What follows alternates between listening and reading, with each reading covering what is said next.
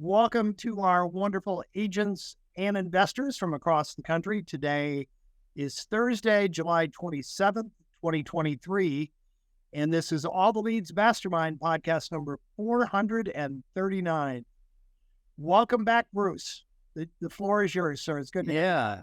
Yeah. I didn't know what mastermind it was going to be until you said it. And at the exact same time, it popped up on my Facebook, All the Leads Mastermind 439. So if you guys are on Facebook Live, welcome to episode 439. That's really hard to believe how long we've been doing this. YouTube Live, welcome. If you're here on Zoom Live, welcome to you guys as well. The winners who've joined us live. I was gone last week. I hope everybody missed me severely. I was up visiting my brand new niece, who's like 2 weeks old now. And wouldn't you know, they were all sick when I got there. So the 4 days that I had slated to visit my nieces and nephews and brother and sister-in-law ended up being 1 day. And then I did a bunch of hiking over the next couple of days. So I only got to spend 1 day with her. But cute baby, and I'm not even a baby person. So, all right. And by the way, everybody take note of that. Bruce is not a baby person. So don't ask me to hold your newborns. Once they get to be about a year and they've got that personality in bloom, that's when I start to take note. Okay. So if you guys have never been here before, this is a live Q&A forum. I want your questions. I want your wins. I want to hear from other coaches and other people that are having success in the probate niche. This is all around the probate and the kind of the inheritance niche, pre-probate, that kind of thing. So we want to talk to you guys about your prospecting, your marketing, your deal structures, your appointments, any unique opportunities that you've run into or unique situations that you're just not sure how to handle. We want to hear from you guys. You can do that in a couple of different ways. So if you're here on Zoom with us live right now, chat your question in. Not chat. Please don't chat. Raise your hand. So go to the bottom of your screen and raise your hand. We'll call on you. You can ask your question. If you absolutely insist on chatting your question in, you can absolutely do that. We will answer those, hopefully in the order that it was received. But we're going to give you priority if you raise your hand. If you're watching via live stream on YouTube or Facebook, you can and should chat your questions, your comments underneath of the stream, and we'll tackle those questions as well. That's what we're here for. I see Mr. Yandel, our CEO, has unmuted himself. I want to kick it over to Tim and see if he has anything to add. In the meantime, get your questions coming in. We want to hear from you. I was just excited to figure out how to all of a sudden unmute myself. I was never had that problem before, and Eric finally decided he would allow me to be an admin and get back in the groove again. I just wanted to say welcome back, and I'm glad you're not a baby person. I've always thought of you as a fully formed grown man, so that's a good thing. I'm glad. Don't have a lot. We had a great call last week, despite you running off to the woods, and we had some really good questions. They were actually extremely good questions, and always good to have you back. And I have everybody here that's here, and I think the important thing to remember is that it always ends up that right at the end of the hour, we get a bunch of people raising their hands and oh, talk to me.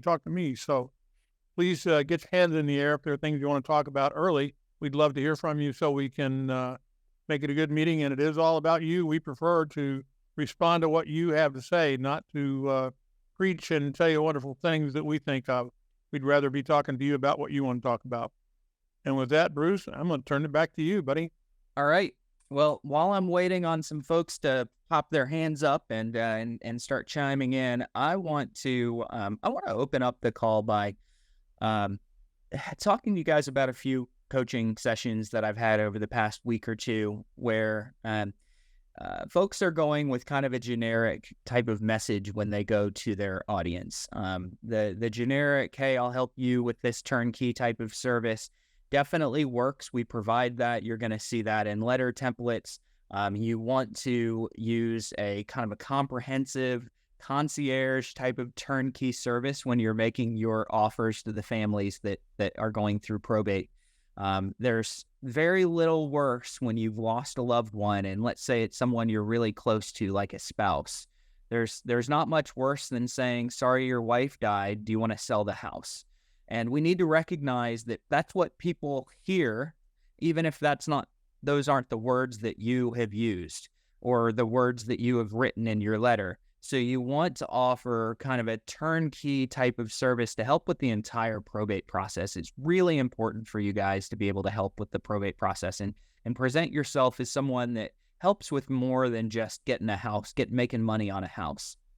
However, there's a lot of people that are offering kind of a turnkey type of service like that. And I want you guys to focus in on your unique selling proposition. So what is it that you can provide for someone that's unique, that's different from your competition and different from maybe the services that they thought that they needed? We know that when you catch someone on the phone or when they open up your mail, we all know that they don't know you, they don't like you, they don't trust you. You have some rapport that you need to be building. And so their natural tendency is going to be resistant unless you catch them and pique their interest with something that you can offer. So guys, think about the unique solution or the unique result that you can offer the prospect that you're dealing with. And I'm going to give you guys an example. If you've been in foundations, you've heard this example before. And this does not need to be your specific probate example, but if I'm talking to a seller in general and they say, yeah, I've been thinking about selling a house and I want to get in front of them with marketing or in conversation, instead of saying, hey, I want you to work with me because you get me, that's the same thing everybody else says. You might think it's unique, but it's not unique. So that's not a result. I want you to focus on the result when you're offering the service, when you're telling them what they're going to get if they call you back, what they're going to get if they work with you. And so what I would do years ago, and a lot of you have seen this, so I would say what you're going to get if you work with me is you're going to get a 24-day guaranteed sale. If I don't sell your house for top dollar, I'll sell your house and I won't charge you a commission. Right? That's an example of a powerful, unique selling proposition. It catches someone's attention from you and sets you apart from being just another name in a sea of realtors into someone that's offering them something that nobody else is offering. So that's an example of a unique selling proposition. Now, I want you guys to go back and think about how you can create a unique selling proposition around your probate business. If you want to offer a guaranteed sale, that's fine. If you want to offer some compensation or a guarantee to make them more money, something like that. Think about that. Don't be just another name going, hey, let me buy the house. I can buy the house. I can list the house. Offer something different. And that's where you're really going to start to stand apart. Hey, Bruce, while you're mentioning that, if anybody has any unique selling propositions that you think, are unique to you, this would be a great time to share them. Because not everybody, and I'm sure you had some protections for yourself in that 24, or I'll do it for free. Yeah. You might want to share that. There's a big billboard in my market where it says, sell your house today, move tomorrow. Mm-hmm. This realtor's proposition is, I'll find a way for you to stay in the property after the closing. Well, does it always work? Probably not, but sometimes it does. And, if the buyer and the seller are the right people, it certainly can. Yeah. So, yeah. So I'm shortcutting here for you guys. I'm sure I'm getting ahead of a piece of the Probate Foundations class that I teach. So it's coming up next week. If anyone has not taken Probate Foundations, go register for that on the All the Leads site. So I'm gonna give a little teaser of a piece of what I teach there, and I'm gonna say, those of you that are investors here, those of you that are realtors here, I'm going to give you a unique selling proposition that I would give to you guys so that you can see another example of how I think about USPs and what I'm offering to clients. And I am not offering this to you guys. I use this as an example, and it's an extreme example that I can't fulfill. Okay. So nobody call me after this and say, Bruce, I want you to do this for me. But I'm going to give you an extreme example that if you work with me as your one-on-one coach, I'll add $1 million to your net income next year. All right. Now, could we potentially fulfill that with the right person? Yeah, maybe, but it's not going to be consistent to add $1 million to your net income next year. But that's an example of the USP. I'm not telling them how I'm going to do it. I'm telling them what I will do for them. Now, if I wanted to get a whole bunch of coaching clients, I would offer something like that. So once you have the offer, then you go look at your plan. You better put a plan together to help you fulfill that offer. So when I do a 24-day guaranteed sale, I go look at my plan. So I come up with the unique selling proposition first. What's going to catch someone's attention? Then I go lay the plan out. How can I do this? And you really have to brainstorm these things. If it's something that's a really easy, oh yeah, I'll just do this and this for them, it's probably not unique enough. It's probably not power enough. So come up with that big, bold, aggressive claim, and then put your plan together of exactly how, if they do these steps with you, they can achieve that result. And then the third thing you want to do is put some terms and conditions around your unique selling proposition. Now, there's a lot of people on this call that when I say, if you work with me as your coach, I'll add $1 million to your net income next year. There are a lot of you that if I was really legitimately making that claim, you would say, BS, never going to happen. You can't do that. And you would tune me out because you'd think that I was over-promising the world. But I guarantee 90% of you that say BS would take me up on the next offer I'm about to make. And that next offer is simply this. Is it okay? So let's say, Jim, you work with me as your coach. I'll add $1 million to your net income next year. You say, BS, you can't do it. And then I go, would it be okay if I showed you how I can do that? Suddenly, I turn the skeptical person into a person that's willing to at least take the next conversational step with me. And now I can show them my plan. And now I turn that offer that they thought was unrealistic into something that they can see the plan for it. So when you guys are coming up with your unique selling proposition, don't worry about how outrageous it sounds. As long as you have a plan that can go with it, and as long as the next words out of your mouth are, is it okay if I show you how I do that? You'll get people to take the call. All right. And I saw hands up just a second ago, and now they're right back down. If you had your hand up and you want to chime in, please put your hand back up. Otherwise, I'm going to keep rambling. Christine, you had your hand up? Yeah, if you want to pop your hand up again, we welcome you here. So Chris has asked, why 24 days and not 30 days? I don't know. It's just more unique. Remember, when you're coming up with your unique selling proposition, you want unique and bold. So one of the things that I like to do when I was doing a guaranteed sale, and that's not for everybody here, but for example, when I was doing a guaranteed sale, I've done everything from a 59-day guaranteed sale to a 29-day guaranteed sale to a 14-day guaranteed sale.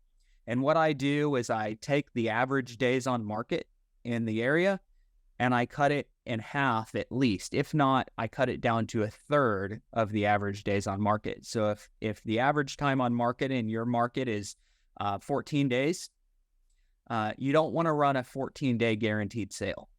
You might want to run a 5-day or a 3-day guaranteed sale. If the average time on market in your area is 100 days, you might want to run a 29-day guaranteed sale. And most of the time what I do is I'll often not make it a nice round number. I'll make it something pretty unique. So if I were doing a guaranteed sale in my market right now, I would not do 24 days because that's the average time on my market. I might say guaranteed top dollar in 3 days or less, or I will buy your house, or I will sell it for free, or I will pay for your attorney's fees, or something like that. Okay, and then follow it up with, is it okay if I show you how I do that? Or to see how I do it, go visit this website or go watch this video if it's through marketing that you're delivering your USP. So it's really important that you show them how they can actually see your plan. Otherwise, you're like the politicians that are out there that make these big, bold claims. Hey, we're going to raise the debt ceiling. Hey, we're going to get rid of illegal immigration. Hey, we're going to do this. We're going to do that. And nowhere do they demonstrate their plan. And if they do demonstrate their plan, they certainly don't tell their audience how to see that plan. I have no idea how to go see the plan from the average political claim that I see floated out there. If you want to be different than that and get people that actually engage with you, you need to show them where they can see or how they can hear more about your plan, how you can prove to them that the offer that you're making can actually be performed on. And Bruce, Christine said you were having trouble unmuting. Are you good now? Christine, did you still have something you want? Oh yeah, Christine. I can invite you to unmute once your hand goes up. If you put it back up, I will give you an invitation to unmute yourself.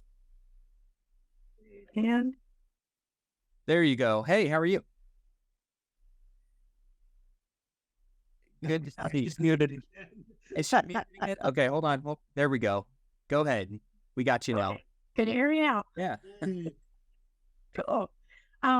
Okay, so you answered one of my questions. So my unique proposition is for properties that need renovations, I can guarantee a 7% higher sales price than any other agent. And if I'm unable to do so, I'll give you a $1,000 rebate. Wow. Nice. I love it. I love it. I can show how I can can do it. Yeah. Okay. Now, here's one of the minor tweaks that I may consider on a USP like yours, because I used to tell them if you sell to or through me, I will net you 15% more than if you went with someone else. And that percentage was a little bit vague and ambiguous. So what I changed it to was actually putting a specific number to it, something that was believable, was aggressive but believable. So I might say 15% on a $300,000 house is $45,000. So if you work with me, you'll make $45,000 more than if you went with another realtor. And of course, your terms and conditions say that I'm assuming you're going to need to put some money into it and boost the value a little bit. If no, okay, great, pretty cool. Exactly what you're saying. I'm sorry, go ahead, Jim. No, I was going to say that could even be 45,000 more on average based on your based on the $300,000 sales price. So the people could make. So instead of having a percentage, use the actual number. And do you think otherwise, I think my alternative should be a higher number too? So instead of 1,000, say, I'll mark off 5,000 off your sales cost. Yeah, for sure. Make sure you have protections. Let me tell you my protections on the guaranteed sale. Because I would sell for free, I would waive my commission. So my protections on the guaranteed sale are we collectively, you, the seller, and me, Bruce, need to agree what full market value looks like. Okay, if I know that it's 300 and you think it's 315, we're not in agreement. So guarantee is for 300,000. And if you take the guarantee, I'm going to list it at 7%, not 5, not 6, it's 7. And if someone says, no, I don't want to pay that extra commission, I'll say, hey, I'll give you everything that I just promised you. No guarantee though. I'll do everything the same as though I were fulfilling the guarantee, just without the guarantee. And then I would do 9 out of 10 houses that I would hit my guarantee. I would lose my guarantee on a house. 10%, 15% of the time I'd lose on the guarantee and I would have to eat my side of the commission. But guess what? I picked up an extra percent and a half on 90%. So that was my protection. I was willing to eat it on 10 or 15% of the property. So you may be willing to eat that $5,000 loss on a certain number of properties. As long as you've got some protections on the other end. So you may do a higher commission or something like that. And then what you do if you've done that is sorry, I've kind of lost my train of thought here. Not supposed to do that on a live podcast. So just make sure you've built some protections in, and also offer them something without those protections, without that guarantee. That way they can get a little bit of a lower price on your commissions if they choose not to go with your guarantee. But I like the guarantee. I love it. That's how you think about USPs, guys. Don't be generic. Get aggressive. Get risky. Risk attracts clients. Man, we would get so many clients because we were risky and we were taking personal risk on our USP. But we would get 4 or 5 times more clients because of the USP than if we'd just been safe going with the, hey, I'm a really good realtor, sell your house with me. Right? Same thing for you investors, guys. If you're an investor, you need to think about it the same way. All right. Christine, you are back on mute. How do I unmute you if you've got anything to chime in? Also, David Nell had something he wanted to add also, Bruce. Yeah, I'll grab David in just a second. David, let me find you, and I'm going to unmute you. If it's related to this, you can chime in. But Christine, what else you got? No, that was good. Thank you. That was very helpful. I have to think about that. Perfect. All right. Good job, guys, and good job, Christine.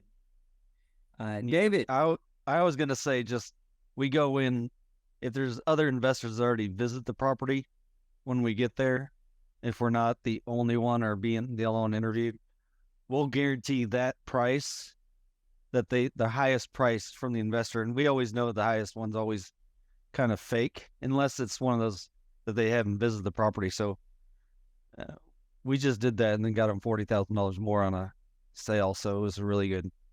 So you guarantee to match that match or beat the highest price? How do you do that? Yep. Yeah. So if they have an offer from an investor that's actually been to the property, I'll take that price and say, look, I could get you the 7-10% more online, even paying my commission in that too. So yep. Then you bring up commissions and you talk about commissions as well, and they're okay with it because you're going to make them more money. I always like having the conversation about commissions so they don't, it doesn't become a condition or objection. So the USP on that might be, hey, if you're selling your house, I guarantee to net you 7% more than your highest offer. Leave out the 7%. Just say your highest written offer from an investor. Okay. Yeah. You know, my only issue with that is you're putting your terms in the USP. You're putting your stipulations in the USP. I'd want to leave out a few of the stipulations in there. You don't want to show how the sauce is made without them calling you and meeting you. That's right. You want to show the claim first, and then also the call. And then on the call or the appointment, now you can start to show how you make the sauce. That's right. Yeah, definitely. Just my biggest thing I like to tell people is just get that call, and then if you're good at conversations, you should get the appointment. Mm-hmm. Absolutely. Good stuff, man. Anything else to add? If you do, I'm gonna read one of the questions over here on my other screen. Hey, David, you reminded me of one of our old Mike Perry objection handlers. If you got a commission objection, especially if you're dealing with an investor, it's just to ask the question, well, I can understand you're not looking to pay a commission, but are you more concerned with the commission you pay or the dollars you net? So, well, what do you mean? And then you show them how they can net more. So yeah, this is the same deputy, and pretty hard for somebody to say, no, I want to net less. I not pay you commission. No, everybody wants to net more. So, excellent. So Rhonda chimed in with a question on YouTube. She said, when you have your team of service providers or your vendors, and there's no real estate involved, so you have your conversations, you've marketed, you've made calls, and you find out not going to sell real estate, or there is no real estate. Do you ask for a referral fee from your vendors because you're not really making anything? And my answer is no, I don't ask for a referral fee. Now, I'm going to approach this 2 different ways. Number one is I would look at that pass off, that referral, as an opportunity to deepen my relationship with the vendor and get something in return from them at some point in the future. It's certainly not an IOU. And I do this altruistically. I want to support their business. But at the same time, I recognize that if I can give my vendors and my partners business, I'm going to reap a benefit from that at some point in the future. So I am not charging them referral fees when I send them business. Now, let me tell you one of the benefits that I do reap from my vendors is after they've been on my team for a little while, I will absolutely approach them about offsetting my marketing costs. So I'll approach them and say, hey, we've been doing this probate here for a little while, and I'd love to include you in my marketing, maybe talk about you inside of several of the letter pieces. This is what my campaign looks like. If you'd like to contribute $100 a month, I'll make sure that I get your brochure into the hands of 100 people. And so I'll actually figure out what the cost is going to be to include whatever piece I'm going to put in front of my audience, of theirs, and then I'll charge a little bit more. And I'm using that excess to offset the marketing cost that I'm doing. So I've had success cutting my marketing down in half easily with vendor contributions on a monthly basis. So you guys could do that as well. An easy way to do that is with Stripe monthly payments or PayPal buttons. PayPal buttons is something that you have to actually look up. You're not going to see that on PayPal, but if you look up PayPal buttons, you could create a recurring monthly invoice for vendors.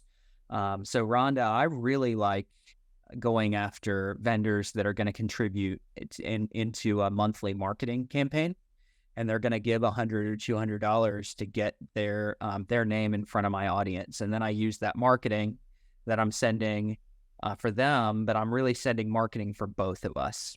And mine is now free or half off. All right. Otherwise, if you're not going to do that, just give them the referral and know that it'll get paid back to you at some point in the future with potential business. All right. Anything else, guys? We don't have many hands. It's good to see. I'm going to maybe call on someone that's not expecting to be called on. So be prepared. Hey, Bruce, while you're waiting for the hands to come up,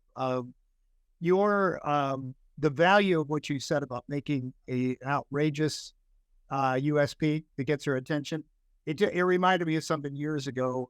Pam and I took the Tony Robbins Fire Walk, and as part of the Fire Walk, we were going to get a free coaching call. And the promo for the call, and the guy started off by saying, "Now pay attention. I'm going to show you how to make $100,000 this year." And then he got to the end of the call and asked me how much I had made, and it was a lot more than 100,000. Yeah. So it was like, "Oh, I'll have someone else call you back." Yeah. So there's a danger of underpromising, to people. So I like that idea of really making it outrageous. Make it outrageous. You want to, you probably want, it needs to be something that at least can be believable if you say, hey, I'll do this. I'm going to add $10 million to your net income next year if you work with me. Is it okay if I show you my plan? Now I take all those people that would have seen my plan at $1 million, and they probably don't take me up on the offer to demonstrate it. So make it something that's outrageous. It's a little scary for you, but not so outrageous that people just ignore you. All right. Yep. And by the way, guys, this new Zoom format where someone's pinned on the main page has caused me to miss a bunch of hands that are up right now. So I'm going to go to the phone number ending in 531. Go ahead and unmute yourself. I just gave you permission. And then Anthony after that. Hi, can you hear me okay? Yeah, we got you loud and clear. Excellent, thanks. Hey, I wanted to know if you or anybody else has seen an increase in contacts when that first mailing requires a signature.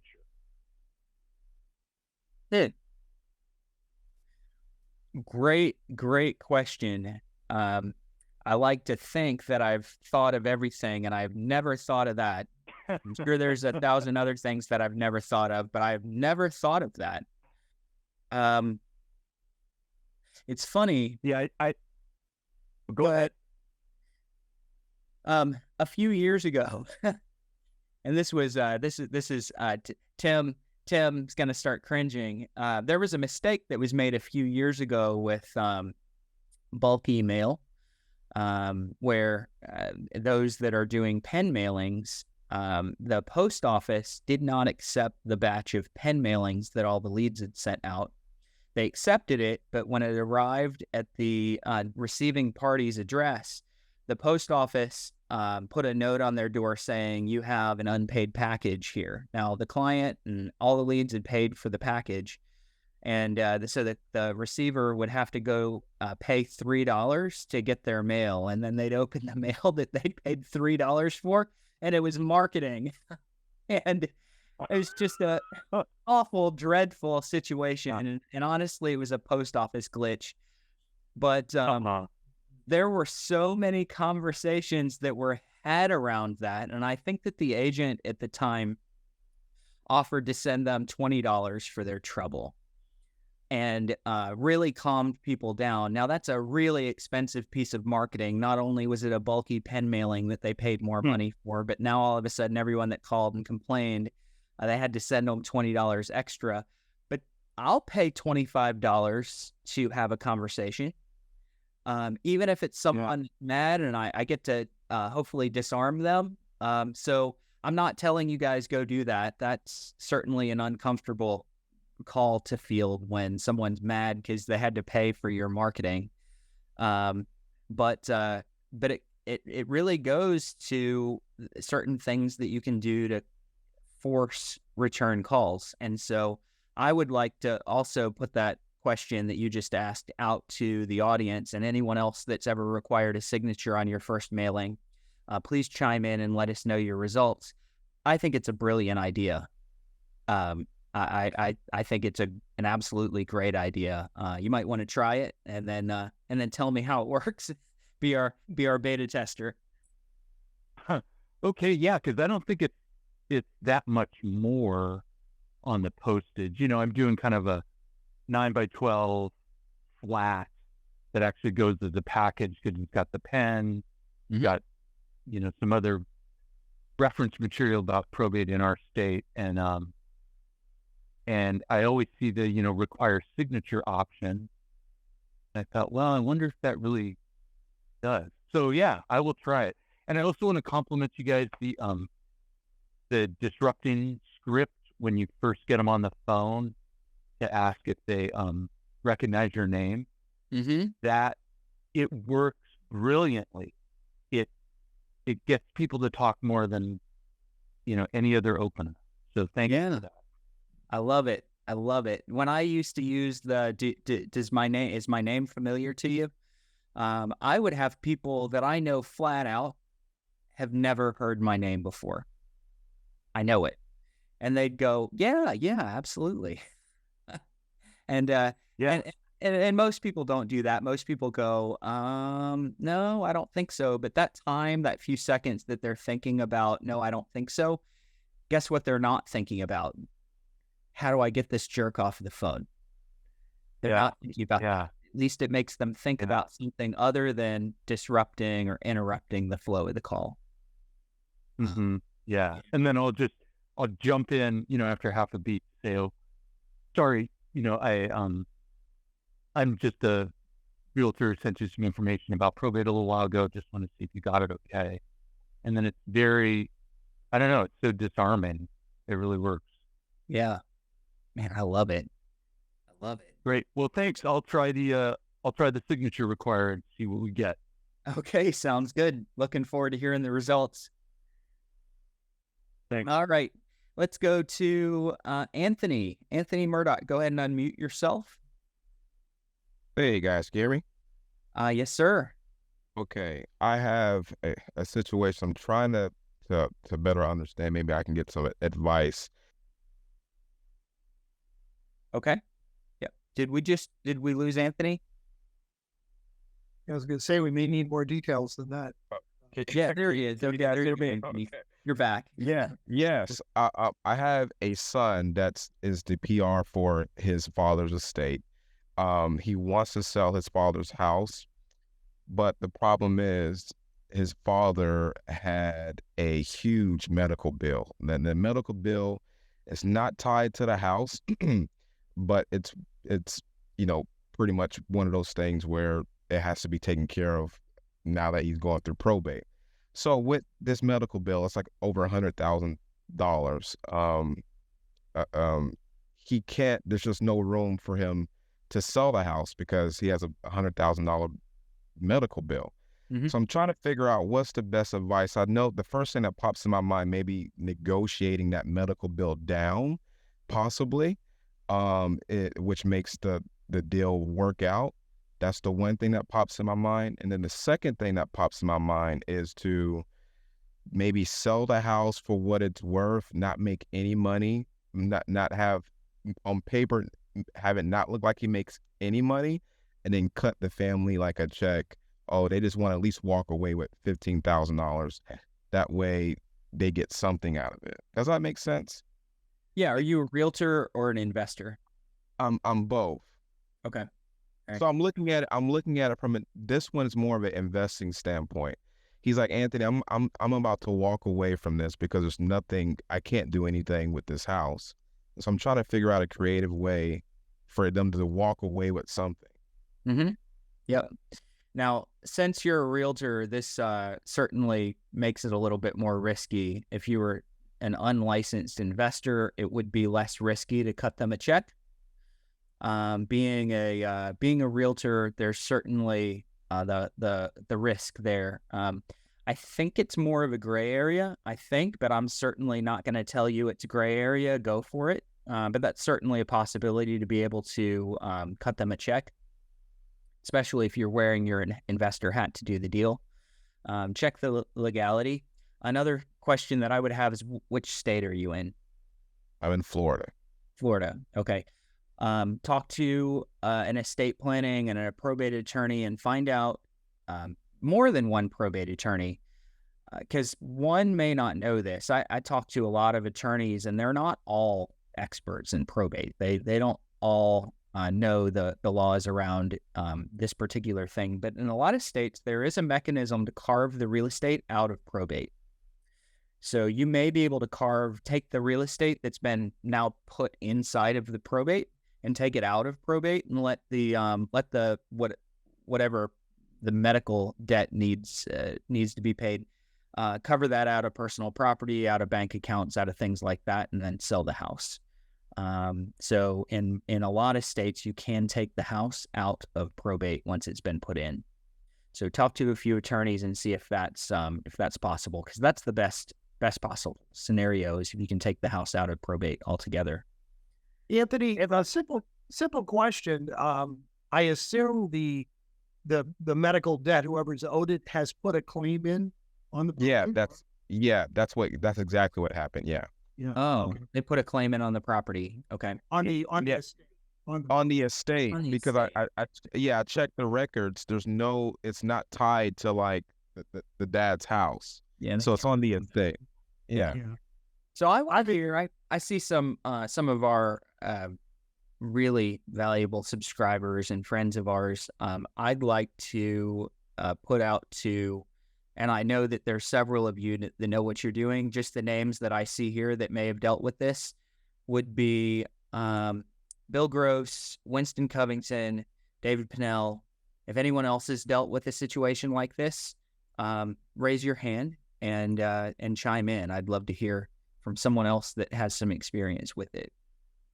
While you're waiting for them to raise their hand, I just want to ask this other question. Anthony, do you know other investors in your marketplace that you might be able to, well, first off, it's not listed. Is that a correct statement? Yeah, it's not listed. The son is just gonna walk away and let it go back to the bank. He's gonna let it go into foreclosure because he's just like, I don't know what to do. Okay, is it upside down right now or not? It has equity in it. Yeah, it's so he has equity, but with this medical bill, it's like he's looking at it as, I have this medical bill, I have no equity. But the house itself, without the medical bill, he can sell it. Yeah. understand. So, do you know another investor in your marketplace that you might be able to talk to and say, "Look, here's the deal. If I let you buy this house and you flip it, would you be willing to potentially help them out and help me out and all that?" In other words, do you have a trusted third party that you could have make this deal as opposed to making it yourself? No, absolutely. I have three guys that I trust that that definitely would do it. I'm trying to, before I go to them, I don't know. I don't even know if it's possible. That's the thing. I'm trying to figure out what I can and what I can't do before I bring it to my investor partners. Say, hey, this is what this deal is. Can you help me out? Part of the problem that you may have with this is that if the court is looking at it and the court looks at it and the sale price is substantially lower than market, way lower than market, they may not allow a sale to go through because Wow. everybody's got a fiduciary responsibility to try and clear debt and all the rest of it. That's the purpose of probate. So all those things are possible, and you're going to need to get, like Bruce said, you're going to need to get some legal opinions on this. But what I was going to say is, it would be potentially better and cleaner for you if you weren't the one making the offer to purchase at the price below market. That definitely is kind of a red flag in terms of some aspects of it being a colluded sale. But again, I'm not playing it here. I'm encouraging you to do just what Bruce said. Talk to an attorney and see what they have to say. And Bill, I see your hands up, and if you'll unmute yourself, we'll be good to go. Yeah. And I think I heard you. I was listening to this while I was doing something else, True Confessions. Yeah. This is in Florida, so I don't know Florida law. I know a little bit about Florida law, but I'm not an attorney. I don't know the detail. But I think you have three angles of attack on this one, right? One is there's equity in the property, there's not equity in the estate. And so to a buyer of the property, they don't care about that. The money goes into the estate. There's no money left. That's the estate's problem. If you bought the property, you now own the property and you move on. And so there are buyers who would buy the property. The problem is your son doesn't get any money, but there are investors who would buy out his interest in the estate, and so he'll get nominal money, $5,000, $10,000, to walk away from his heirship to turn over the heirship to the investor. That's one option. The second option is the medical bills. When you say medical bills, there's a difference in priority in different states between government issued. Like in California, we have Medi-Cal, which is Medicaid,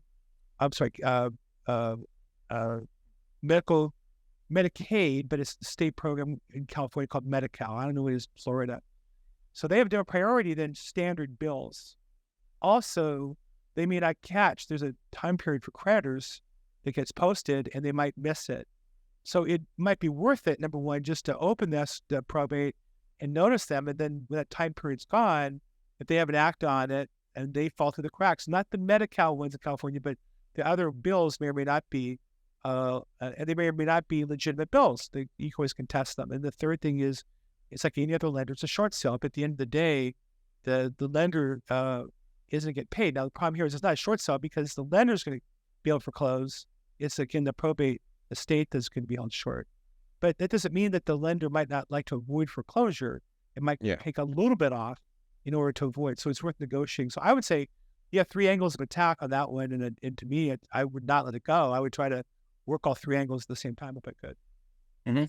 So, Bill, the first option that you mentioned, the first angle of attack, you mentioned buying the son out of his heirship.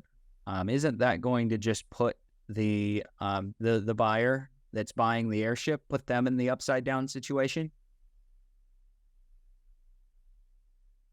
Oh, you're back on mute. Somebody let Bill unmute himself. How do I do this? I did.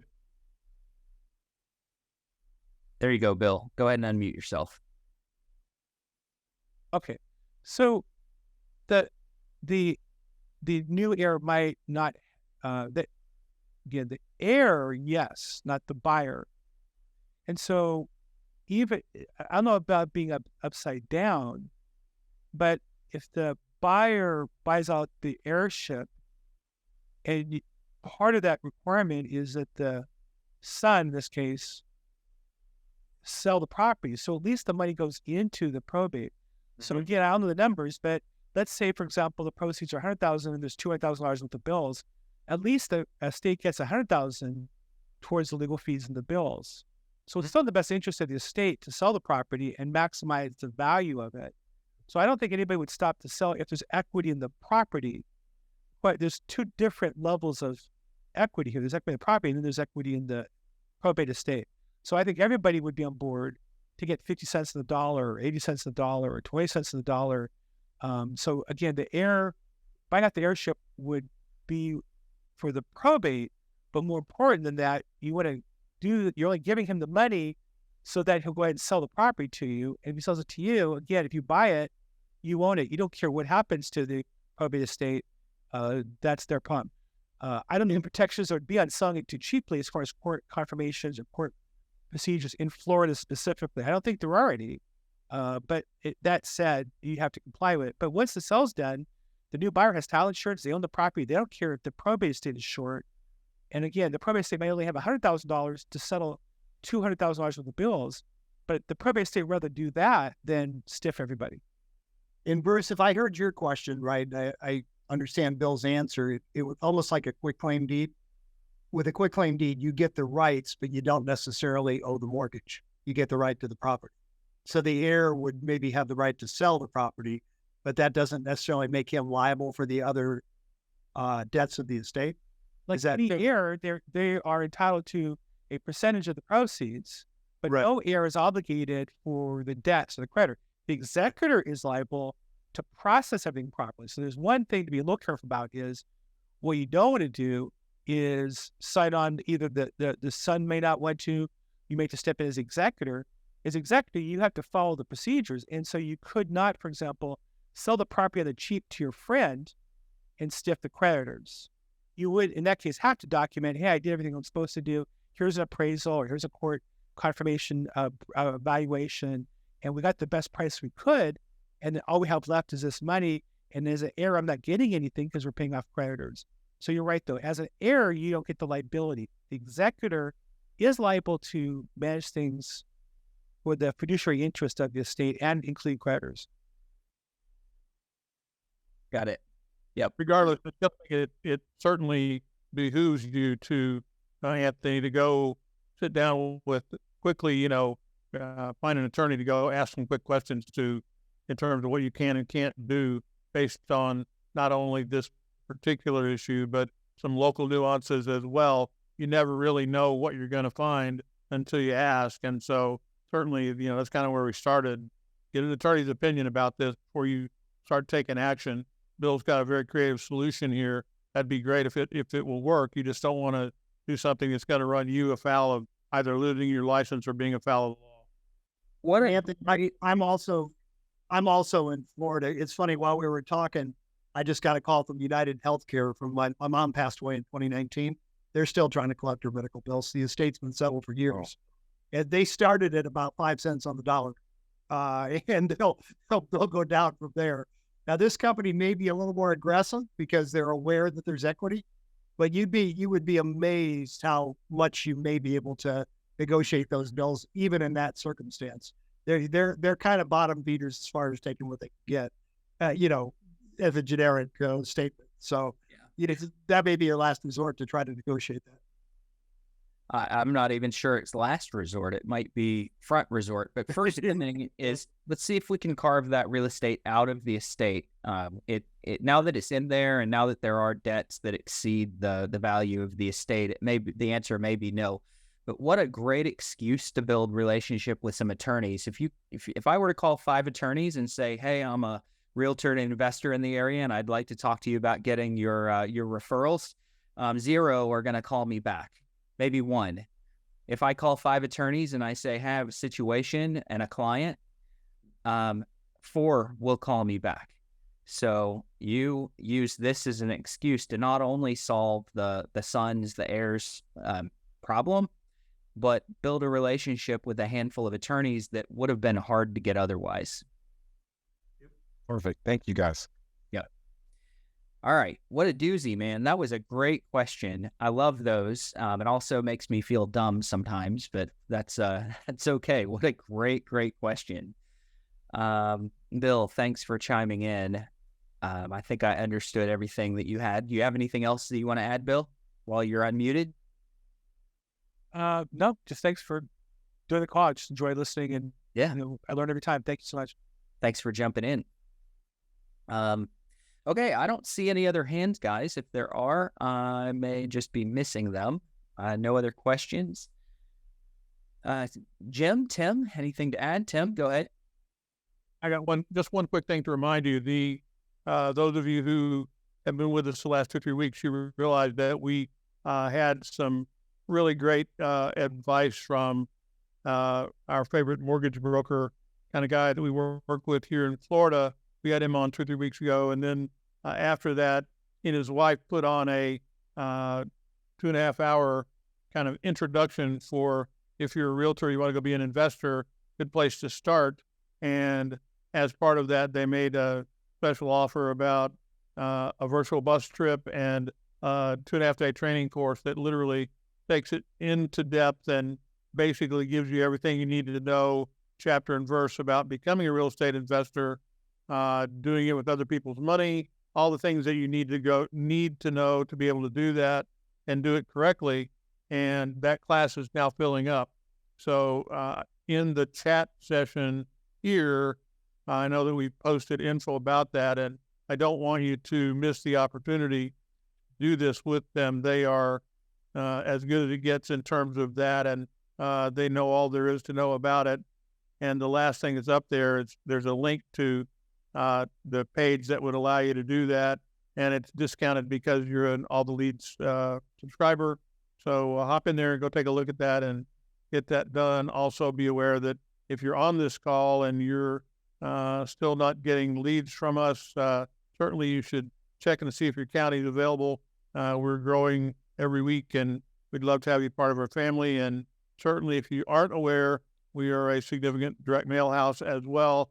So any of your mailing and marketing that we can do for you, we're happy to do that. We can do it for less than anybody else for the kind of work that we do, and we'd love to work with you. So that's my 10 seconds worth of commercial for the day. And Tim, if I could add to that, Tim Tolbert is Tim and Andy. Andy is a teacher at our very core, and Tim is an extraordinary mortgage broker. As Tim and I have both, Tim Yandel and I have both used him numerous times personally. But as part of the bus tour, he made what I think is a remarkable offer that he will take the time afterwards to go through your entire portfolio with you and make recommendations. Now, I did this just real quickly with 2 of my properties. I was going to sell mainly just to one of them I'd owned so long that the tax benefits were gone. He convinced me, no, don't sell that one, refi it. And the other one I was going to keep, he convinced me to sell. So he'll give you some really, he's not just going to tell you to do something because it benefits him, but he has a knowledge. I think he has a knowledge that most of the accountants I have had over the years don't have. As far as the accountants know what line to put the items in, but they don't always know how to give you advice, how to maximize the deductions. And Tim is extraordinary at that. And for me, the $395 if you're a subscriber for that bus tour is worth it just for the consultation with him and for everything else that you're going to learn also. So I will be on the magic bus. I hope a lot of the rest of you will be also. Oh, Doug has his hand up. Hello, can you hear me? Yes, sir. I just want to be real quick, okay? I want to thank you guys for everything you've encouraged me to do. And remember that property I told you about, the 160 townhomes? Yes, sir. Yeah. I went and made a presentation to the Department of Planning and Development and told them about this wonderful client I have. She is taking care of grandchildren and she's working her tail off, and this is everything to her. And they loved it. They shared with me for about 2 hours. 2 weeks ago, they called me. And they said one of the biggest problems with the property is that there's a dip in it that needs to be filled in. There's old cars that need to be removed, and you have to build a sidewalk before you can build anything. The city called me 2 weeks ago and offered to pay for everything. Wow. So they're gonna just because you met with the Department of Planning and Zoning, they're okay. Pretty cool. Oh yeah, it's so important to her. Are She's you- very happy. Are you connected with a developer, aka a dirt guy yet? No. No. Okay. Go start looking for developers because you're going to need kind of getting the planning and the zoning approved is great, but you got to have a developer that can help with this. I've been through this process before. I worked on it for a year, fell apart in the week before closing. I was about to make $1 million and it fell apart 7 days, less than 7 days before I was going to make $1 million. That feels good, by the way, guys. I'm sure you appreciate that. But just from that experience, I learned that you've got to have a great developer that's done this type of thing in your corner.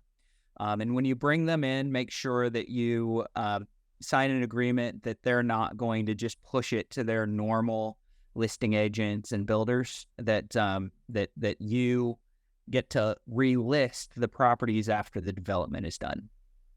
So be able to relist those properties. So developers a lot of times have their go-to builders, and their go-to builders have agents that are already on staff. So when you put this together with the developer, you need to sign something that says you can send it to your builders, but I want rights to list the properties when they're built.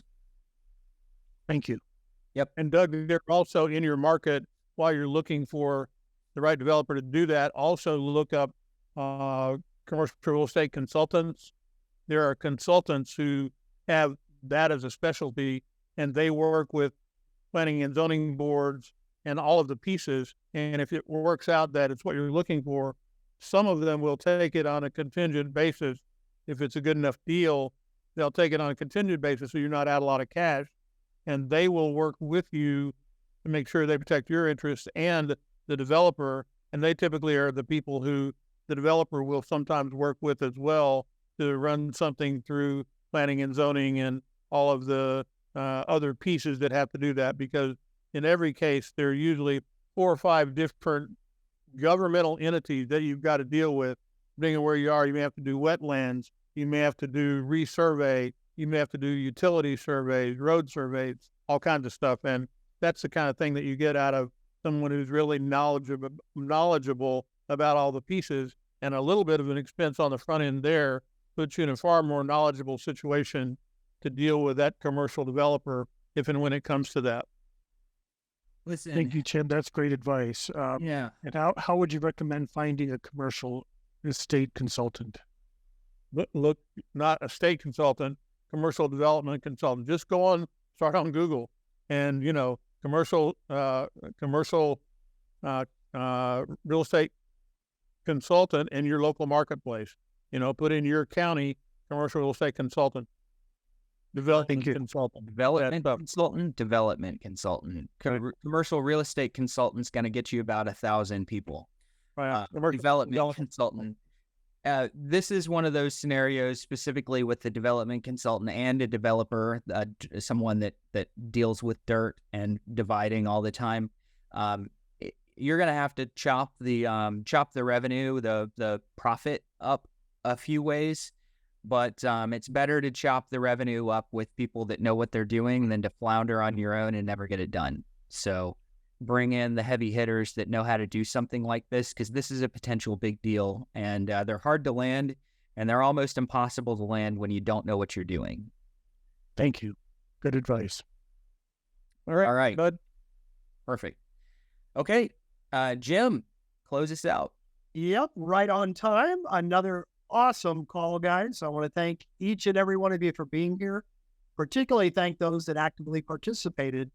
And as always, I challenge each of you, take one idea that inspired you on this call, go out and put it into practice, and please come back next Thursday and share your results with the group. Have a great week, and see you same time next week, everybody. Take care.